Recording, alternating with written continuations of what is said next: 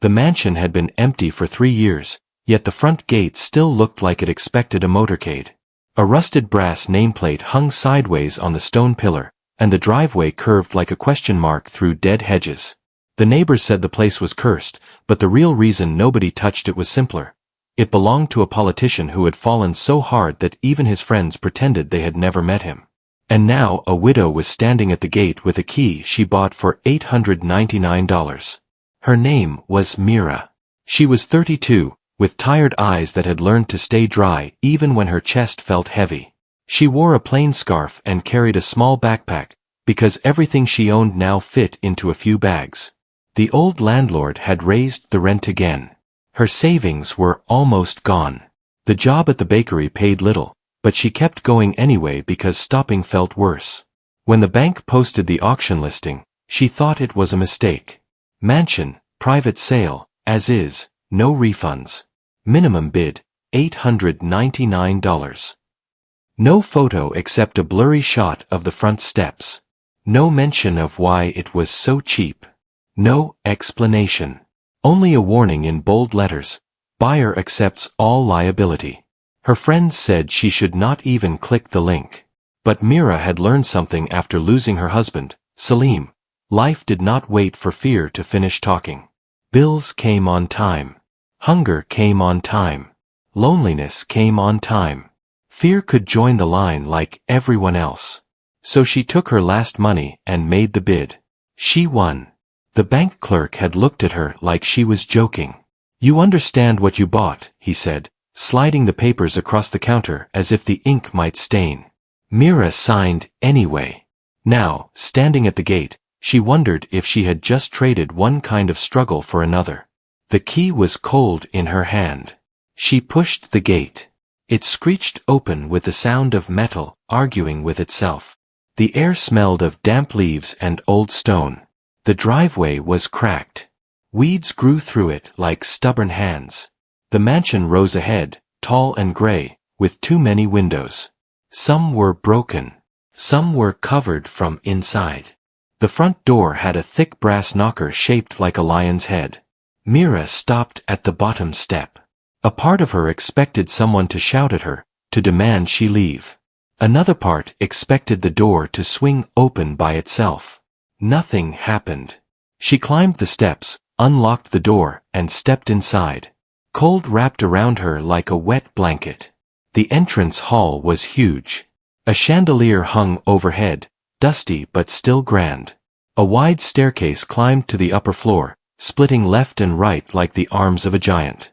The silence felt heavy, not peaceful. Mira could hear her own breathing. She could hear the soft tap of her shoes on marble. "Okay," she whispered, even though nobody was there. "It's just a house." But it did not feel like just a house. It felt like a place that had been holding its breath. She walked slowly, checking each room. The living room had furniture covered in sheets, as if the owner planned to return and did not want dust on his sofa. A fireplace stood at one end with an expensive mirror above it. The mirror was cracked down the middle, a thin line running like a scar. The dining room was long enough for a wedding party. The table was still set, plates and glasses arranged neatly, even though everything was dusty. Mira touched one glass. It was real crystal, cold and smooth. The kitchen was surprisingly clean, but empty. The cupboards were open. The fridge door hung slightly ajar. A faint smell of old spices lingered. Mira felt the first wave of hope. A house this big could change everything. She could rent out rooms. She could build a small bakery workspace. She could finally stop counting coins before buying flour. Then she turned into a small hallway and saw a door at the end. It was different from the others. Most doors were polished wood with gold handles. This one was metal, painted white, with no handle at all. Only a keypad where the handle should be, dark and dead. She walked closer. There were scratches around the frame, as if something heavy had been dragged in and out, or as if someone had tried to pry it open. Mira leaned in and listened. Nothing. Still, her skin prickled. She stepped back. Not today, she told herself. First, Make it safe. First, make it livable. She left that hallway and went back to the entrance hall. Her phone had no signal in most of the house. Only near the front window did a weak bar appear. She texted her friend, Hannah, a neighbor from her old apartment building. I'm inside. It's real. Huge. A little creepy. Hannah replied fast. Please tell me you didn't go alone. Mira stared at the message. She had, of course. If she waited for someone to join her, she might never come. She typed back. I'm fine. I'll call you later. She walked upstairs. The second floor had a long corridor, doors on each side. Some rooms were empty. Others held old bookshelves, desks, and locked cabinets. There was a master bedroom with thick curtains and a large bed covered in a sheet that looked like a ghost wearing a blanket. In one room, she found something that made her stop. A wall of framed photographs. Not family photos. Not smiling faces. They were photos of crowds, events, and ribbon cuttings. In most of them, the politicians stood in the center, shaking hands, grinning, wearing suits that cost more than Myra's old car. On each frame, a gold label had a date and a short line. Progress. Promise. Service. Mira had seen that face on television years ago. He had spoken in confident words about change, about clean government, about helping the poor. Then the news had flipped, and his name became a different kind of headline. She reached for one frame. Behind the glass, the politician smiled beside a man Mira did not recognize. The man wore a simple shirt and had kind eyes, like someone who did not belong in that shiny world. Something was strange about the photo. Mira tilted her head. The kind-eyed man's face had been scratched. Not by accident. It was deliberate, deep enough to scar the printed paper. Myra's mouth went dry. She stepped closer to the wall. Another photo had scratches too. Another one. In almost every frame, someone else's face had been scraped away, while the politician's face remained untouched. It felt like a warning. Or an obsession. Mira let the frame go. It settled back into place with a soft click. She backed away and left the room. In the hallway, she heard a sound. A creak. It came from below, like a floorboard complaining. Mira froze. The house was old. Old houses made noises. That was normal. Then came another sound. Not a creak this time. A soft thud, as if something had dropped. Myra's heart sped up. She held her breath and listened. Silence again. She walked carefully down the stairs, one step at a time. The chandelier above her swayed slightly, but that could be from air movement. In the entrance hall, she looked toward the living room. The sheet covering the sofa had shifted. Mira stared. She was sure it had been smooth before. Now one corner drooped, like a hand had pressed it. She swallowed. Hello, she called, her voice thin. Nothing answered. She wanted to leave. She wanted to run back through the gate and never return. But she thought of her tiny room in the old building. She thought of the rent notice. She thought of her husband's last days, when he had tried to make her promise she would keep going. Mira tightened her grip on her backpack strap and walked into the living room. The sheet was still. The mirror above the fireplace reflected her face, pale and tense. She stepped closer to the sofa, reached out, and lifted the sheet. Dust puffed into the air. The sofa was intact. No sign of anyone. Mira let out a breath she did not realize she was holding. Then she saw what was on the coffee table. A fresh envelope. White, clean, not dusty at all. Myra's throat tightened. The table had been bare when she entered. She had looked around this room earlier. She was sure. The envelope had no stamp. No address. Only 2 words written in neat black ink. For the widow. Mira stared like the letters might move. Her hands shook as she picked it up. The paper felt new. The flap was sealed. She looked toward the doorway, expecting someone to appear. Nobody did. She broke the seal. Inside was a single page. Typed, not handwritten. Leave the house.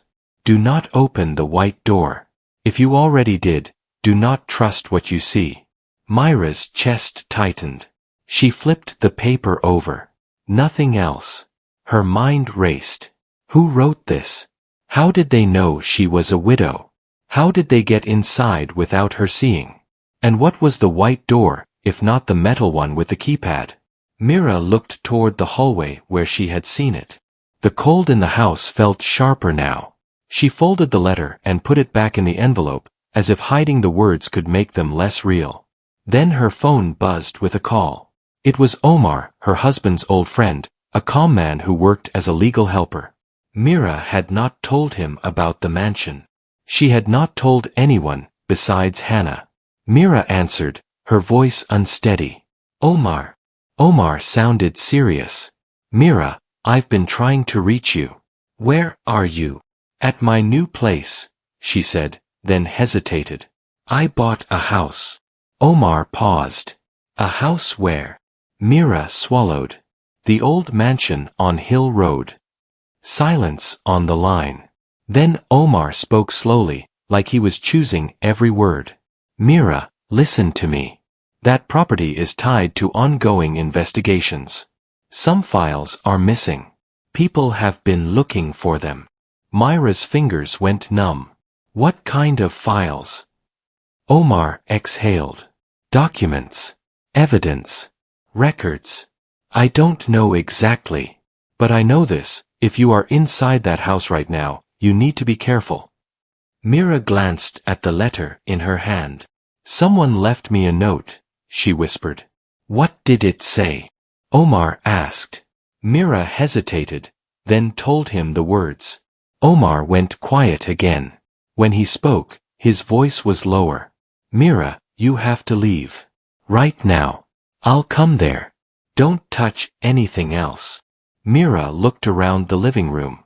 The cracked mirror, the covered furniture, the silent corners. Her mouth felt dry. Okay, she said. I'm leaving. She started toward the front door.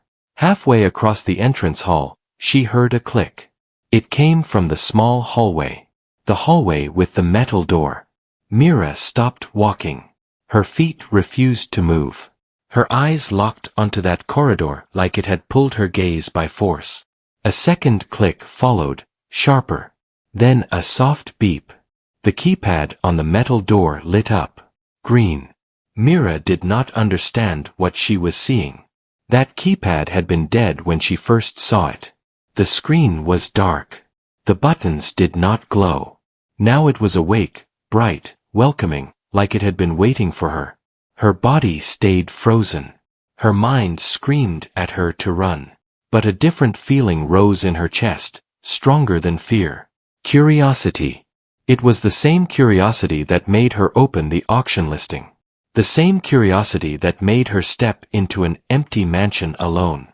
The same curiosity that whispered, if she turned away now, she might never know what she had almost discovered. Myra took a slow step toward the hallway. Then, another. The air felt colder with each step.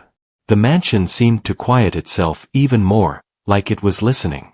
She reached the metal door. The keypad blinked once, then displayed a single line. Enter. Myra's hands trembled. She held her breath and put her palm against the cold metal. On the other side, something shifted, like a chair scraping softly. Myra's heart hammered. She pulled her hand back. Her phone buzzed again. Omar. Calling back. Myra stared at the glowing keypad, then at her ringing phone. The letter's warning echoed in her head. Do not open the white door. If you already did, do not trust what you see. Myra's thumb hovered between two choices. Answer Omar, or open the door. And while she hesitated, the keypad flashed again, faster this time, as if someone on the other side was tapping impatiently. Myra's breath caught. She reached for the phone. And at that exact moment, the metal door unlocked with a soft, final sound. A gentle, almost polite click. The door began to open. The metal door opened just enough to show darkness inside. Mira stepped back so fast her shoulder hit the wall. Her phone slipped from her hand and fell to the marble floor. Omar's name flashed on the screen, then the call ended. The door stopped moving. It did not swing open wide. It stayed half open, like it was waiting for permission. Mira pressed her palm to her chest. Her heart felt loud in the quiet house. She bent down, picked up her phone, and checked the screen. No signal again. She looked into the dark space beyond the door. The smell reached her first. Paper. Dust. Something sharp, like metal that had been handled too often. Mira should have closed the door. She should have walked out of the mansion and never returned. Instead, she reached for the edge of the door and pushed it open. A narrow staircase led down. The walls were white, cleaner than the rest of the house, and the steps were concrete.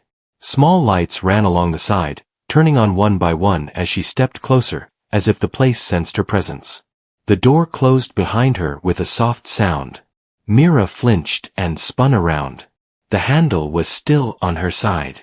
It was not locked. She swallowed and moved forward. Each step down felt like leaving the surface of her life and entering something buried. The air grew colder. The lights hummed softly. At the bottom of the stairs was a room. Not a basement. Not a storage space. An office. Rows of metal shelves covered the walls. Filing cabinets stood in neat lines. A large desk sat in the center, clean and polished. A chair faced it, pushed in like someone had just stood up. Myra's breath caught. This place had not been abandoned. She walked slowly, afraid to touch anything.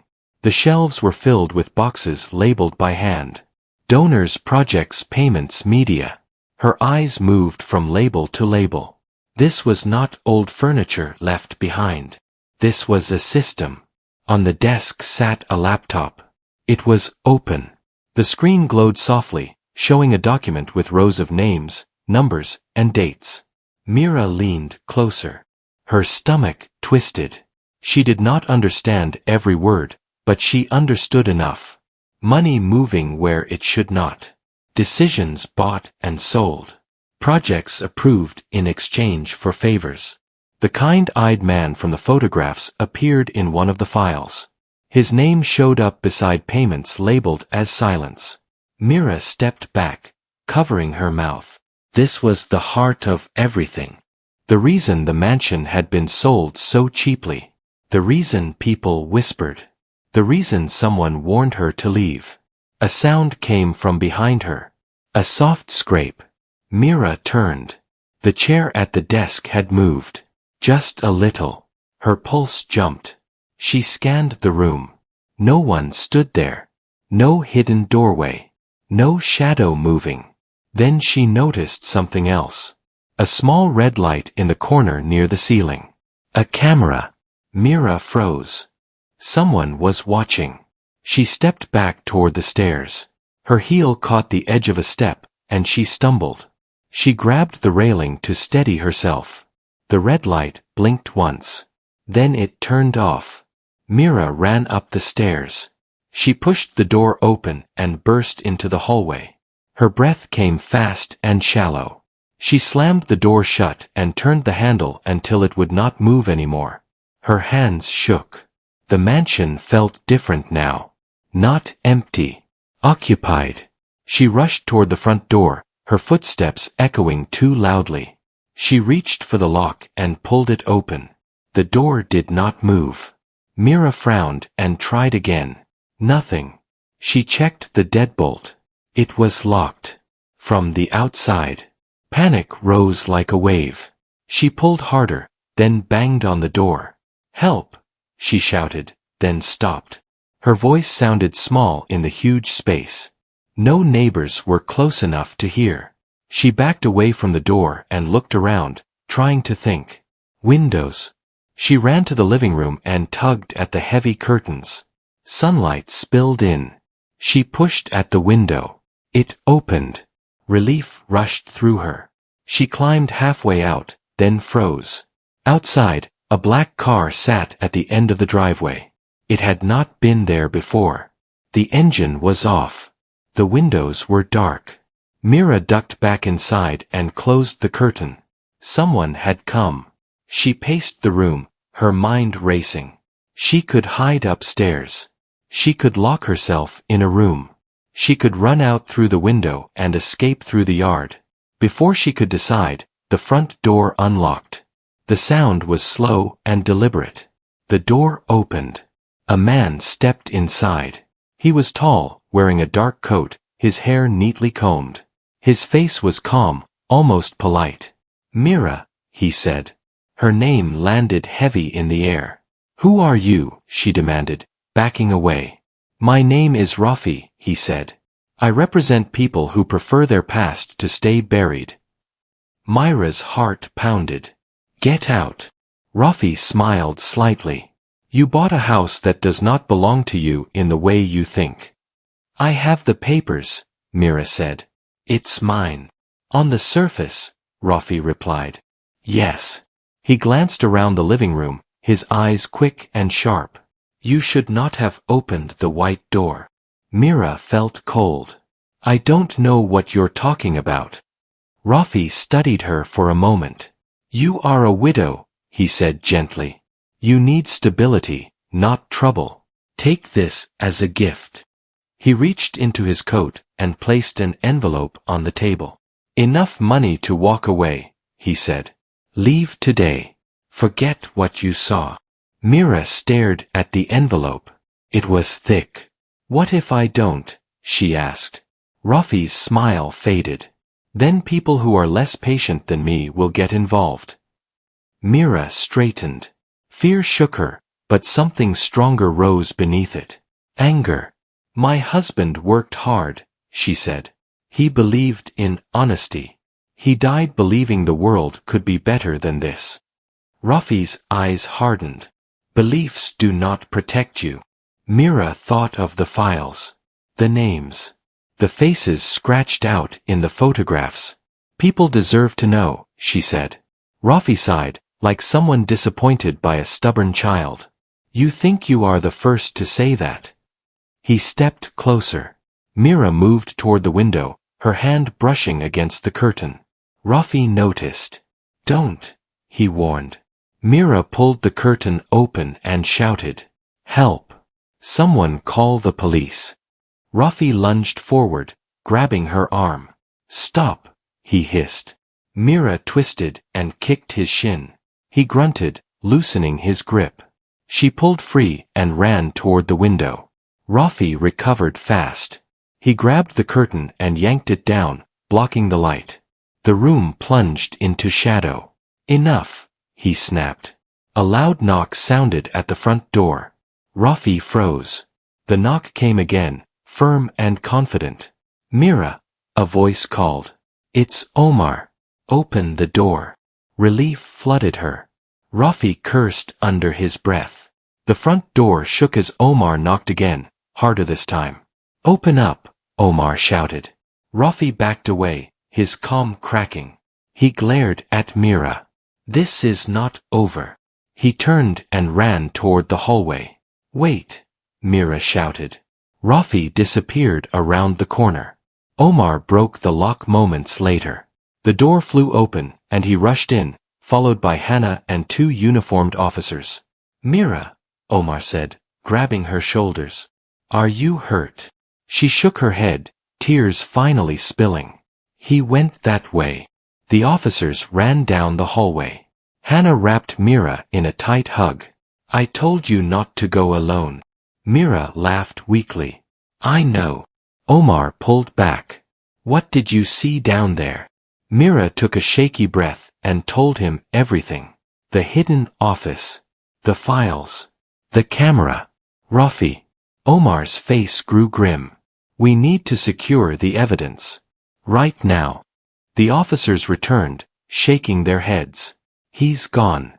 There's another exit. A service tunnel." Myra's stomach sank. They followed the officers to the white door. Omar stared down the stairs, his expression serious. "This changes everything," he said. "If those files are real, this could bring down a lot of powerful people." Mira nodded. They are real. They descended together. In the office, Omar examined the laptop, the shelves, the documents. His hands moved carefully, like he was handling something fragile and dangerous. This explains why the investigation stalled, he murmured. They hid it all here. Hannah looked around, wide-eyed. You bought all this for $899. Mira gave a tired smile. I guess so. Sirens sounded outside as more authorities arrived.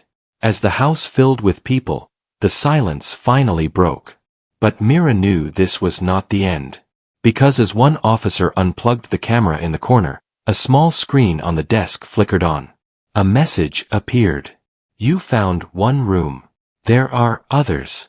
Mira stared at the screen, her heart sinking. How many? She whispered. Omar followed her gaze. His jaw tightened. Enough to change the country, he said. Mira felt fear again, but also something new. Purpose. The mansion did not belong to silence anymore. By morning, the front gate was crowded with police vehicles, reporters, and people who had spent years pretending not to see what now demanded attention.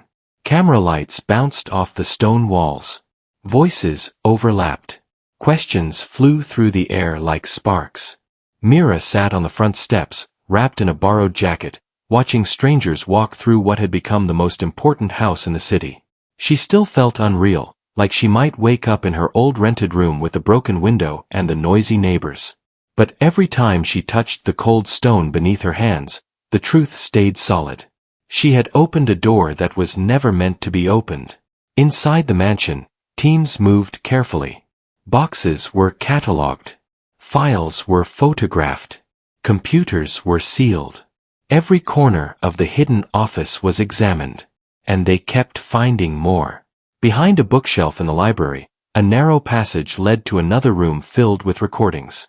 Inside a wall near the master bedroom, a safe held contracts signed in secret. Beneath the kitchen floor, a locked cabinet stored memory drives wrapped in plastic. The message on the screen had not been a threat. It had been a warning. By noon, the headlines were everywhere. Hidden rooms in former politician's mansion reveal years of corruption. People gathered outside the gate, not just reporters, but ordinary citizens. Some came out of curiosity. Others came because they recognized names in the early reports. A woman cried when she saw her brother's name mentioned on a news alert. A man shouted that he had lost his business because of one of the deals now exposed. The mansion had been a quiet monster. Now it was screaming. Mira watched from the steps as Omar spoke to investigators. His voice was calm, steady, the way it always was when things mattered most. You understand, he said, that this information cannot disappear again. The lead investigator nodded. We've already made copies. Multiple locations. Too many eyes now.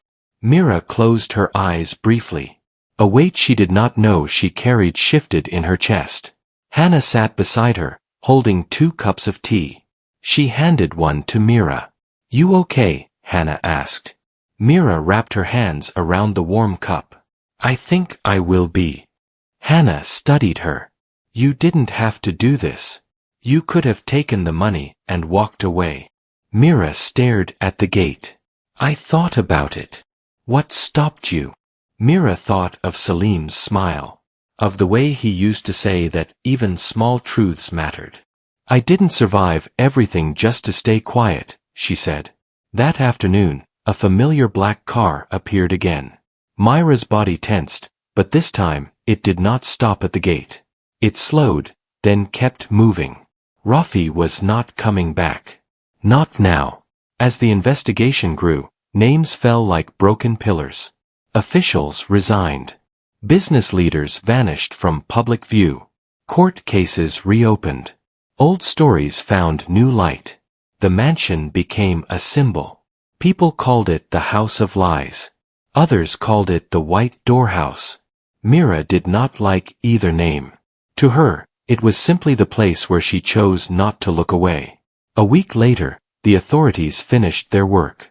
The house was cleared, sealed, then officially returned to Mira as its legal owner. She stood in the entrance hall alone again, but the feeling was different now. The silence was lighter. The air felt cleaner. She walked through the rooms, touching the walls, the railings, the windows. The white door stayed closed. She did not need to open it again. Omar met her in the living room. "There's something else," he said. Mira turned. "What?" "The evidence included a fund," he explained. "Money hidden through shell accounts. The court approved its return to the public." Mira frowned. "Why are you telling me this?" Omar smiled. "Because a portion of it is being set aside for community recovery projects. And they want you involved." Mira blinked. "Me?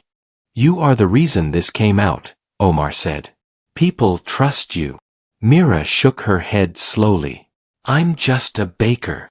"You are someone who opened the door," Omar replied. Months passed. The mansion changed again. The curtains came down. Light filled the halls. Workers repaired the roof, the windows, the cracked marble. But Mira did not turn it into a private home. She turned it into something else. The ground floor became a public learning center. The dining room became a meeting hall. The library opened to students and researchers. The hidden office was sealed behind glass, preserved as proof of what secrecy could do. Above the entrance, a simple plaque was placed. "Truth does not stay buried forever." Mira moved into a small room on the second floor. Simple. Quiet. Enough. She reopened her bakery in one of the side buildings, hiring people who had lost work because of the exposed corruption. Every morning, the smell of bread replaced the old scent of dust. One evening, long after the crowds had gone home, Mira stood alone in the hallway near the white door. She did not touch it. She placed her palm against the wall beside it and closed her eyes. "Thank you," she whispered. Not to the house. To the strength she did not know she had. Outside, the gate stood open, not as an invitation to power, but as a reminder. Sometimes, all it takes to change everything is a widow, a key, and the courage to open the right door.